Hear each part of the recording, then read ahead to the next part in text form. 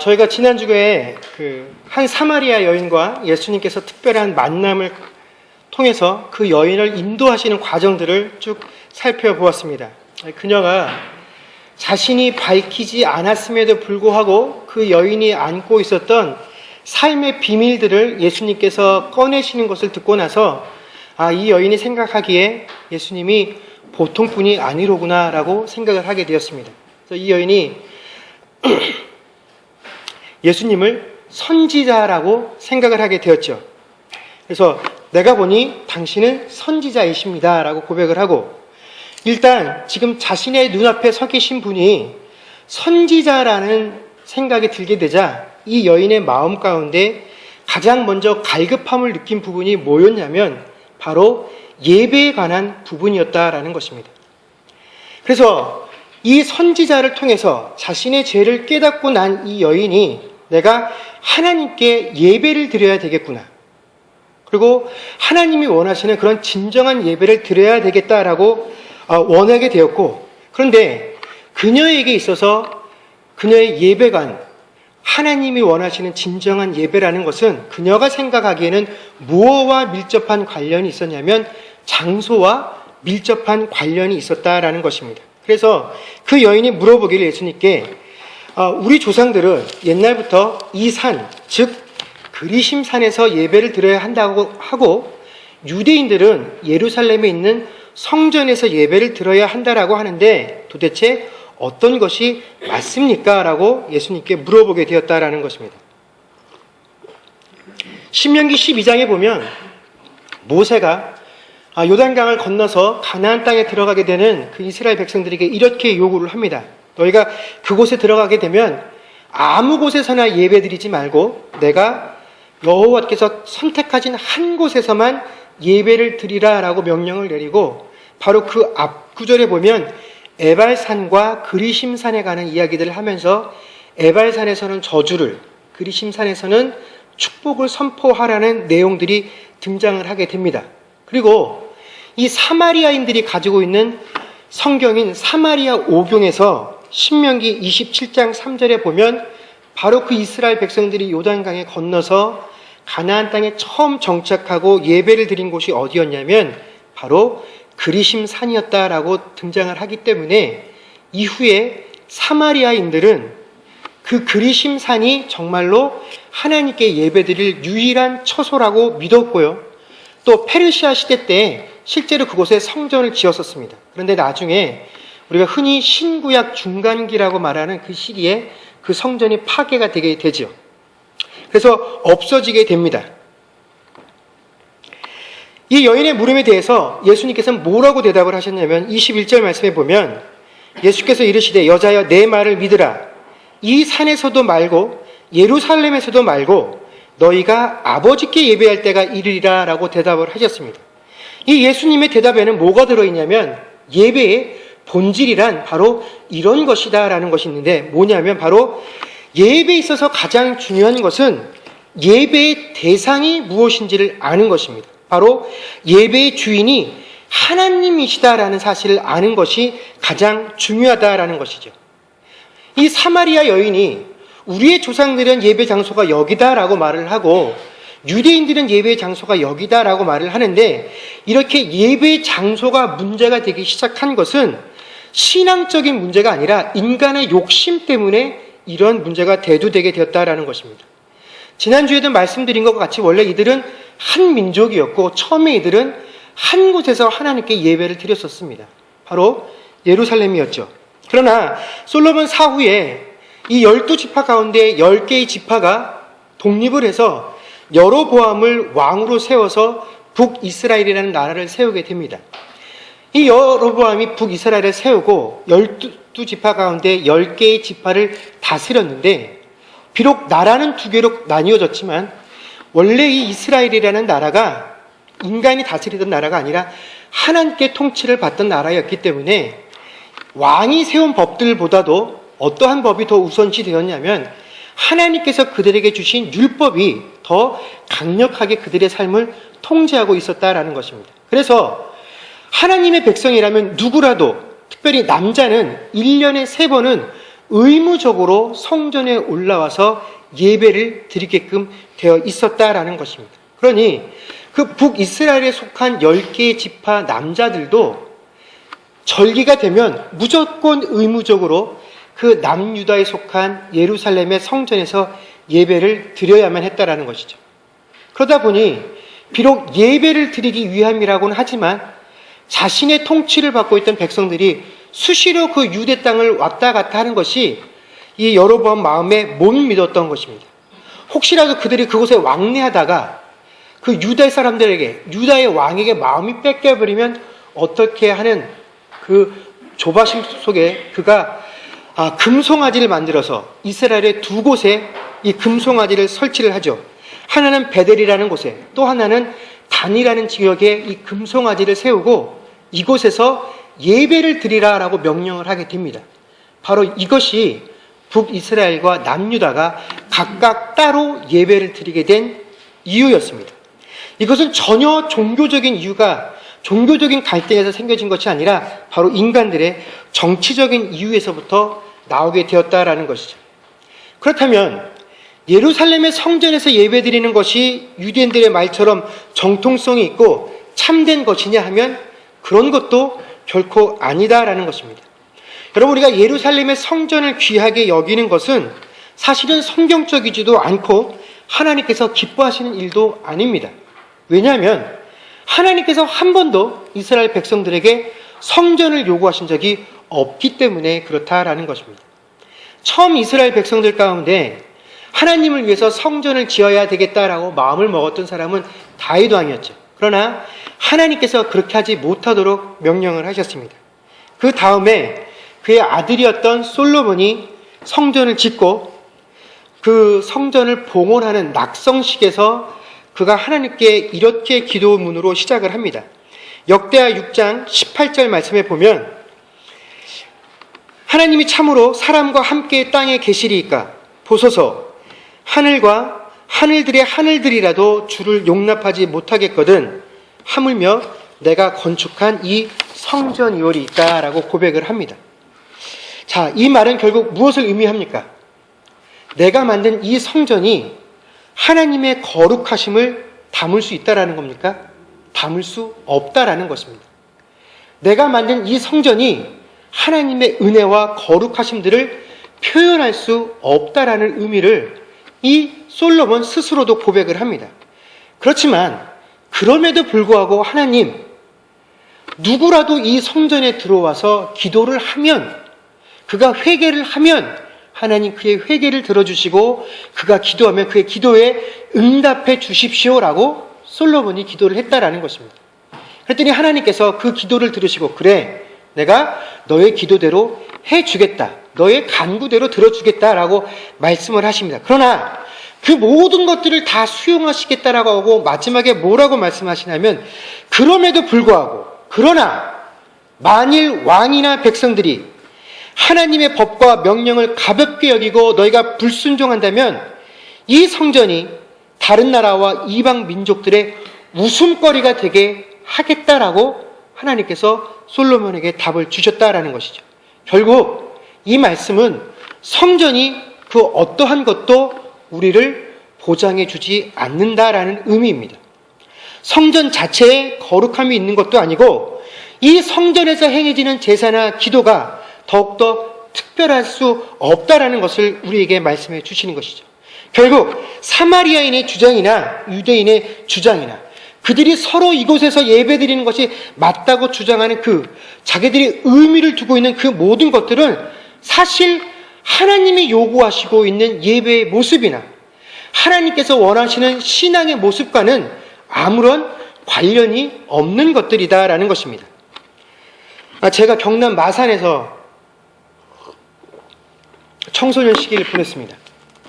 근데 그 마산에 가면 용마산이라는 산이 있습니다. 그리고 그 용마산 꼭대기에 가면 그 십자바위라고 하는 기도터가 있습니다. 그래서 그게 어떻게 생겼냐면요, 그 용마산 정상쯤에 가면 평평한 큰 바위가 하나 있습니다. 근데 그 바위 위에 올라서서 이렇게 바위를 내려다보면 그 바위 가운데에 십자가 모양으로 이렇게 깊게 패여져 있습니다. 그래서 그 바위 이름이 십자바인데, 그 순교를 하신 주기철 목사님께서 항상 그 바위에서 기도를 하셨고, 그 주기철 목사님께서 기도를 하시던 중에 그 바위에 그렇게 십자가가 새겨지게 되었다라고 그런 전설같이 이야기가 전해지고 있습니다. 그래서 그 근방에서 신앙생활을 하시는 분들은요, 한 번쯤은 그 십자 바위에서 꼭 기도를 하셔야 됩니다. 근데 사실은 그 용마산에 곳곳에서 기도를 못하게 되어 있거든요. 왜냐하면 많은 그 일반 시민들이 이용을 하는 곳이기 때문에. 근데 이제 크리스찬들이 그곳을 특별한 의미를 가지고 그곳에서 항상 기도들을 합니다. 그래서 낮에는 그렇게들 못하시고 주로 밤에 올라가셔서 밤을 새워서 이제 밤 기도들을 그곳에서 많이 하고 내려오시게 되는데,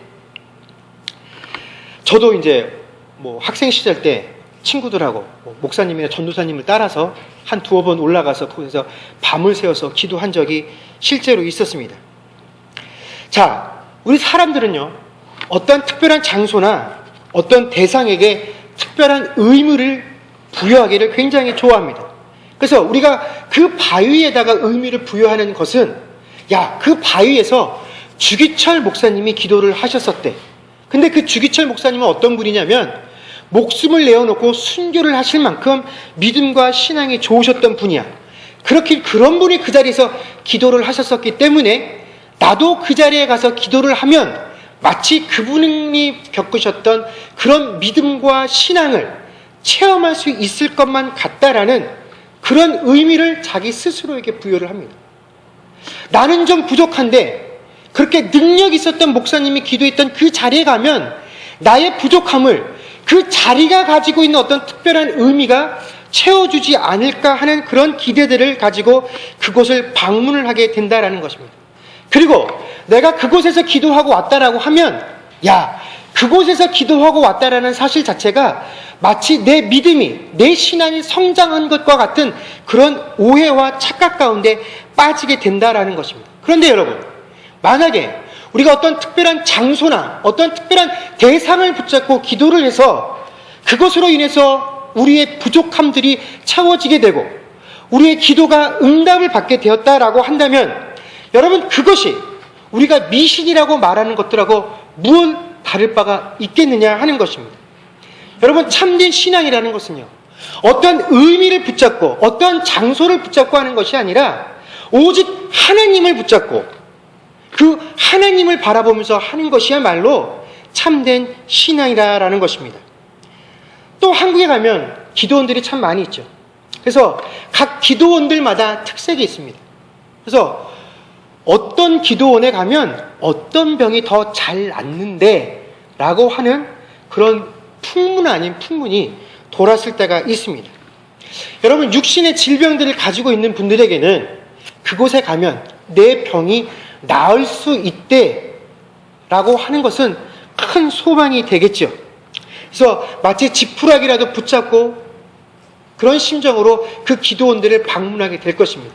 그런데 여러분, 어떤 기도원에 가면 이 병이 더 잘 낫는데 라고 하는 것은 마치 어떤 병원에 가면, 어떤 한의원에 가면 그분이 이 병을 잘 고친대 라고 하고 선전을 하는 것들과 또한 무엇 다른 게 있겠느냐 하는 것입니다. 우리가 어떤 장소와 어떤 대상에다가 자꾸 의미를 부여하고 거기에 가면 나을 수 있어, 그 사람을 붙잡으면 치료를 받을 수 있어, 그 사람을 통해서 응답을 받을 수 있어 라고 말하는 것은 우리가 스스로 신앙이 없음을 드러내는 아주 부끄러운 모습이다라는 것입니다. 여러분, 우리의 신앙은 하나님께로 더욱더 가까이 나아가는 것입니다. 그렇기 때문에 그 하나님께로 가까이 나아가는 그 방법도 무엇이어야만 합니까? 하나님스러움이어야만 합니다. 그 방법도 하나님다움이어야 합니다. 그런데 우리가 신앙생활 자체는 하나님께로 더욱더 가까이라는 목표를 세워놓고 왜 그 방법에 있어서만큼은 하나님과 상관없는 것들로 채워나가고 있느냐 하는 것입니다. 바로 이러한 하나님스럽지 못한 우리의 신앙생활 태도의 모습들이 현대교회에서 잘 나타내는 것이 바로 뭐냐면 다양한 예배 형태 모습이다라는 것입니다. 요즘은 정말로 교회 가면 다양한 이름이 붙여진 예배 형태들이 존재를 합니다. 우리가 뭐 정통적인 예배 방법이라고 평하는 것에서부터 시작해서 뭐 찬양 예배니, 또 한 20여 년 전쯤부터는 한국에 열린 예배라는 것이 등장을 해서 기존의 보수적인 교회들과 또 개방적인 교회들 사이에 이것이 맞냐 틀리냐를 가지고 한참 동안 논쟁을 벌였던 적도 있습니다. 또 이 열린 예배의 모체가 되기도 했었던 구도자 예배라는 것도 존재를 합니다. 여러분, 근데 문제는 이렇게 다양한 예배들이 존재하게 된 목적이 과연 무엇이냐 하는 것입니다. 저는 지금 이렇게 다양한 모습과 형태의 예배들이 존재하는 것이 잘못되었다라고 평하는 것이 아닙니다. 그 예배 가운데 무언가 잘못된 것이 있다라는 것을 지적하려는 것도 아닙니다. 문제는 뭐냐면 우리 가운데 이렇게 다양한 예배의 모습과 다양한 예배의 형태들이 등장하게 된 이유가 바로 그 예배의 대상이시며 예배의 주인이신 하나님 때문에 등장하게 되었느냐 하는 부분인데 전혀 그렇지가 않다라는 것이죠. 여러분, 이 모든 것들이 바로 그 예배에 참석한 사람들을 위해서 바로 이렇게 다양한 예배의 형태들이 등장을 하게 되었다라는 것입니다. 우리가 예배 순서들을 바꿔보기도 하고 이런 순서를 넣었다가 빼어보기도 하고 또 어떤 교회가 부흥되는데 그 교회가 이런 예배 시스템을 쓰니까 우리도 한번 써보자고 하는 것도 다 예배 가운데 특성을 넣어보기도 하고 간증을 넣어보기도 하고 이 모든 것들을 시도하는 이유가 다 무엇입니까? 하나님을 만족스럽게 하고자 함이 아니라 누구를 만족스럽게 하고자 함입니까? 이 예배에 참석한 그 대상들의 눈과 귀를 잡기 위해서 우리가 그토록 다양한 예배의 형태를 가지고 다양한 예배 순서들을 우리가 도전한다는 사실 자체가 바로 그 이유가 잘못되었다라는 것이죠. 이러한 일들이 가능한 이유가 뭐냐면 바로 이 사마리아 여인이 가지고 있었던 것과 같이 우리가 잘못된 예배관을 가지고 있고 그 예배관이 우리를 지배하고 있기 때문에 그렇다라는 것입니다. 예배에 있어서 가장 중요한 예배의 본질이시며 예배의 경배의 대상인 그 하나님을 알고 그 하나님께서 우리에게 무엇을 원하시는지에 대해서 우리가 의미를 부여하기보다는 우리에게 무엇에 더 의미를 부여합니까? 이곳에 참석한 사람들에게 더 많은 의미들을 부여합니다. 그 사람들이 예배 가운데 책임지고 있는 그 순서들에 더 많은 의미들을 부여합니다. 그러다 보니까 이 여인이 참된 예배를 마치 예배의 장소의 문제인 것으로 착각한 것과 같이 우리가 예배의 순서 가운데, 예배의 형식 가운데로 자꾸 그런 문제들을 해결하려고 시도를 한다라는 것이죠. 그런데 예수님께서 뭐라고 말씀하셨냐면, 야, 내 말을 명심해서 들어라. 내 말을 믿어라 라고 말씀을 하십니다. 세상에 누가 뭐라고 말을 하든지 간에 예배는 이 산에서 드리는 것도 아니고 예루살렘 성전에서 드리는 것도 아니고 누구에게 예배를 드리는 것이 참된 예배냐면 아버지께 예배를 드리느냐 그렇지 않느냐만이 참된 예배냐 아니냐를 구분하게 될 것이고 그때가 다가오게 될 것인데 그때가 바로 지금 어떤 때라고요? 이때라고 23절에 예수님께서 그 여인에게 말씀해주고 계신다라는 것입니다. 그렇다면 그 여인에게 말씀하신 참 예배를 드리는 바로 이때는 어떤 때이냐? 바로 네가 나와 대면하고 서 있는 이 순간이 뭐라고요? 참된 예배를 드리고 있는 그 순간이다라는 것입니다. 네가 꼭꼭 숨겨두려고 했던 네 본질이 활짝 드러나게 되고 네가 누구에게도 밝히기를 싫어했던 네 죄악이 내 앞에서 다 드러나게 되는 그 순간이 어떤 예배라고요? 참된 예배가 되어지는 그 순간이다라는 것입니다. 나의 본질이 하나님 앞에서 온전하게 드러나게 되어지는 순간, 바로 그것이 참된 예배가 되어진다라는 것입니다. 여러분, 그러니 진정한 예배란 도대체 무엇입니까? 지금 나와 동행하시는 그 예수님을 대면하는 것이야말로 우리가 드릴 수 있는 가장 올바른 예배다라는 것입니다.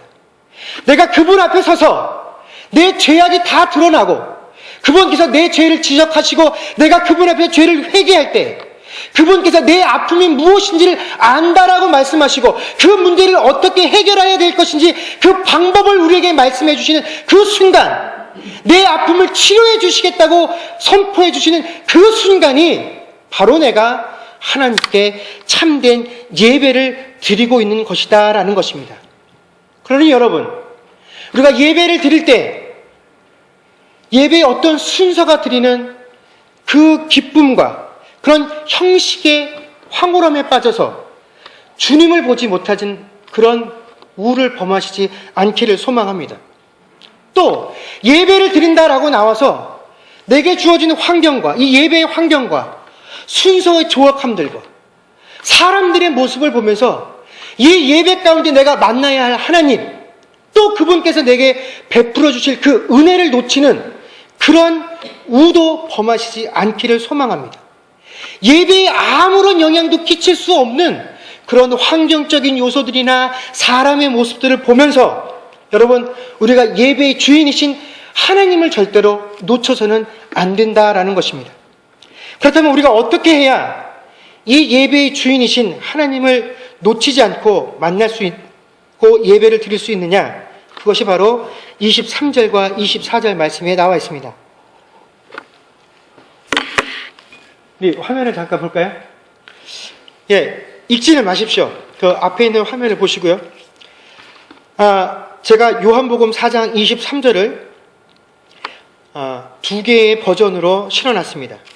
아마도 예전에 그 성경책을 갖고 계신 분들이나 또 오랫동안 신앙생활을 하신 분들은 이 요한복음 4장 23절을 그 밑에 있는 버전으로 암송들을 하실 겁니다.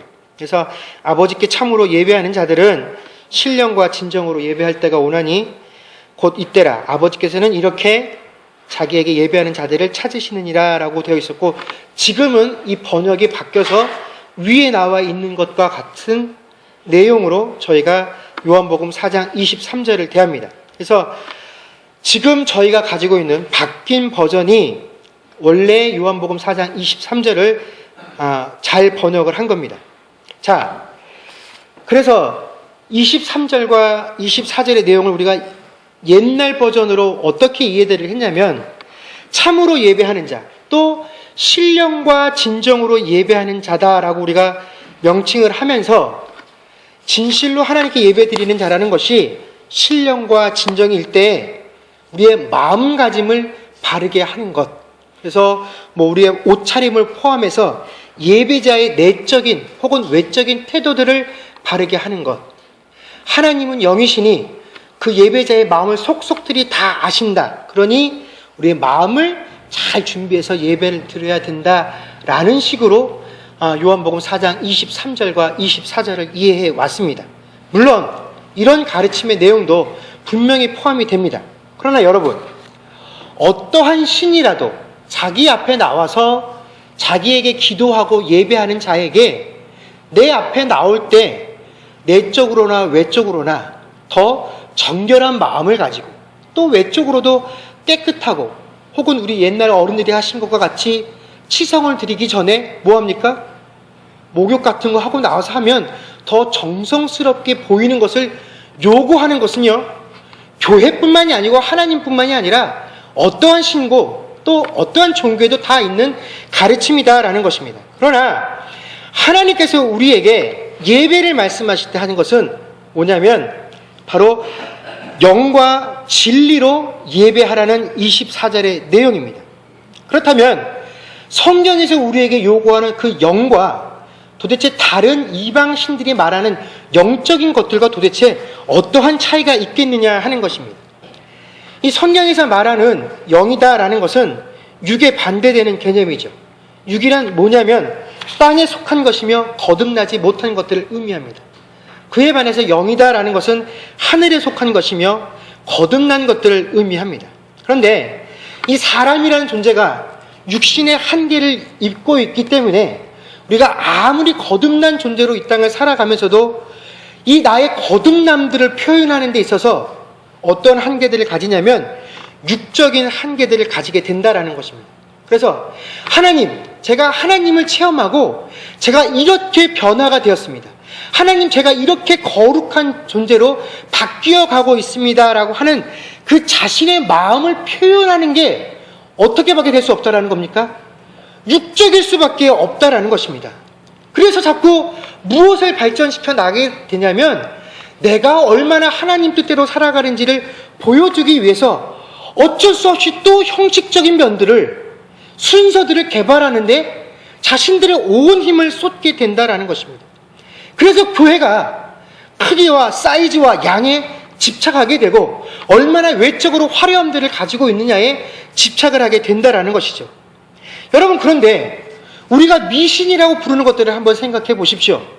그것들이 비록 영적인 매개체들을 가지고 있기는 하지만 결국 그들이 가지고 있는 영적인 능력과 힘을 환산하는 건 뭡니까?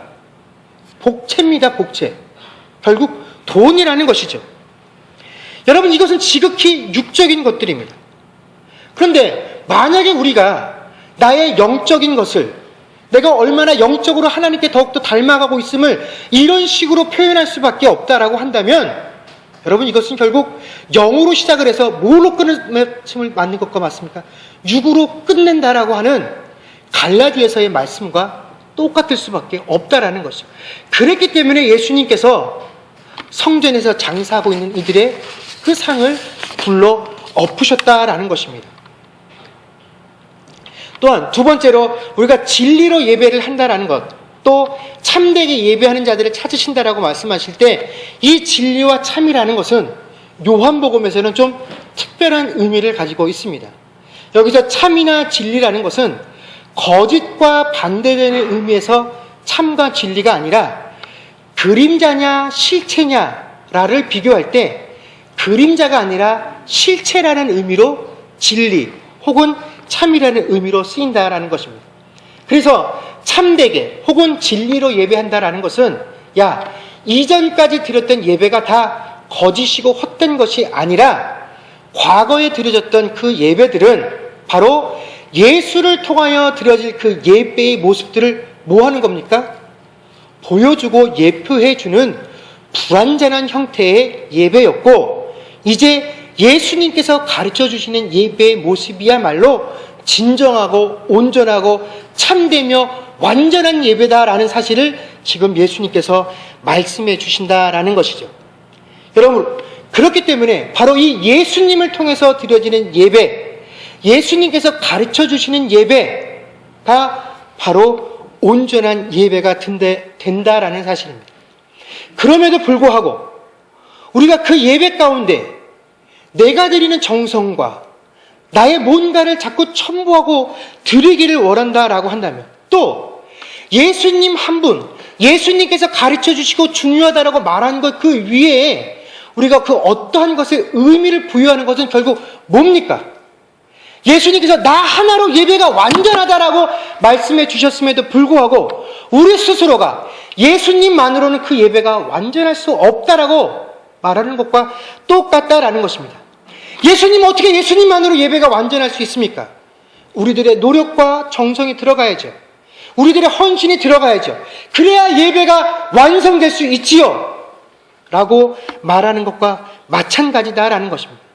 여러분, 우리가 자꾸 우리 스스로의 부족함과 연약함과 내 안에 남아있는 이 죄성을 들여다보면서 자꾸 뭔가를 해야지만, 내가 노력을 해야지만, 내가 봉사를 해야지만 이것이 완성되어질 것 같고 좀 더 좋은 모습이 될 것 같지만, 여러분, 주님 한 분만으로 이 예배는 완성된 예배입니다. 아니, 오히려 주님만이 드러나고 주님께서 명령하시는 것들만을 따라갈 때 이 예배는 참된 예배요 온전한 예배가 될 수 있다라는 것입니다. 여러분, 우리가 그것을 믿고 실제로 의지하고 신뢰할 때에 우리가 그렇게 입술처럼 말하는 내 전체의 삶에서 예배자의 삶으로 주님 앞에 설 수 있게 될 줄로 믿습니다. 여러분, 우리가 선 자리마다 바로 주님을 대할 수 있는 저와 여러분 될 수 있기를 주 이름으로 간절히 축원합니다. 바로 그 순간이 참된 예배를 드리는 것이고, 또한 주님께서 드리는 원하시는 예배자, 가장 완벽한 예배입니다. 여러분, 정말 우리가 주님께서 원하셨던 것 같이 영과 진리로만 예배할 수 있는 저와 여러분 될 수 있기를 주 이름으로 간절히 축원합니다. 그래서 하나님께서 찾으시는 참된 예배자가 바로 내가 되고, 또한 이 주님의 교회가 될 수 있기를 주 이름으로 간절히 축원합니다. 기도하겠습니다.